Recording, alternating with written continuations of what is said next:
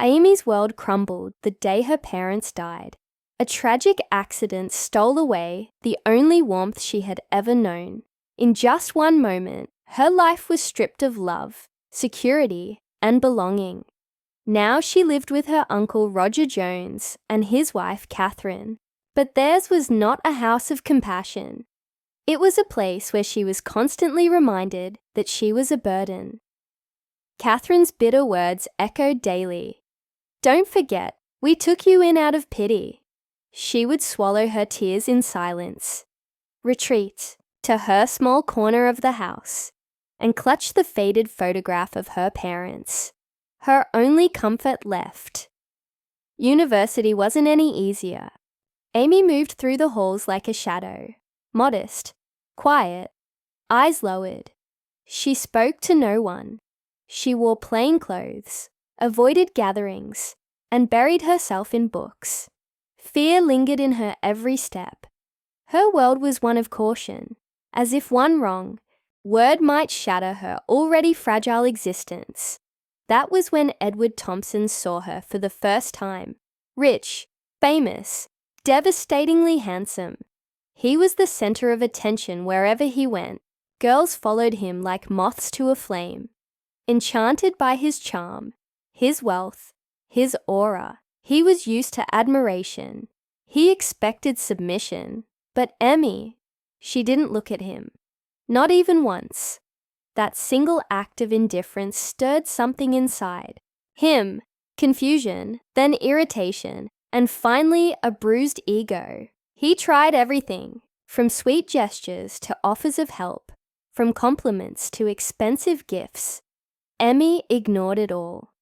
She had seen too much pain to fall for such illusions. But Edward, arrogant and spoiled, took it as a challenge. His obsession grew, and when charm failed, he turned to anger. One evening, as she was walking home from university, he forced her into his car. She screamed, struggled, but he drove her to his secluded farmhouse, far from the city's reach. She woke up in a strange room, safe, untouched, but terrified. Edward stood at a distance, silent, watching her tears with a mixture of guilt and frustration. "I won't hurt you," he said at last. "I just wanted to break your pride. That's all." 2 days passed. She wept, she begged, and when he could no longer bear the sight of her pain, he took her back. When she returned home, her uncle and aunt refused to listen. They screamed, humiliated her, accused her. "You've shamed us," her uncle declared. "Get out of this house." Thrown into the cold night, alone, betrayed by the last thread of family she had, she stood trembling on the sidewalk. When Edward appeared again, tears in his eyes, remorse in his voice, he said, "Forgive me, Aemi. I was wrong. I never wanted to hurt you. I love you truly." She didn't respond. Days passed. Edward kept coming, begging, apologizing, and then one day, she finally looked at him and said, "Your love might be real, but your way was wrong. If you had asked for my hand with dignity, I would not have had to live with this disgrace." Edward said nothing.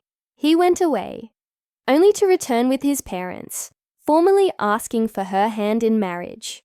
Her uncle, shocked, gave a hesitant nod. Her aunt looked away, silently conceding. Their wedding took place in a grand hall, full of lights and elegance.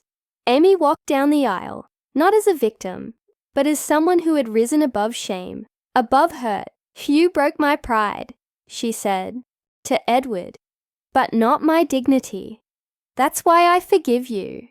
His eyes filled with tears. Love, he realized, wasn't about winning. It was about understanding, about respect, and about redemption.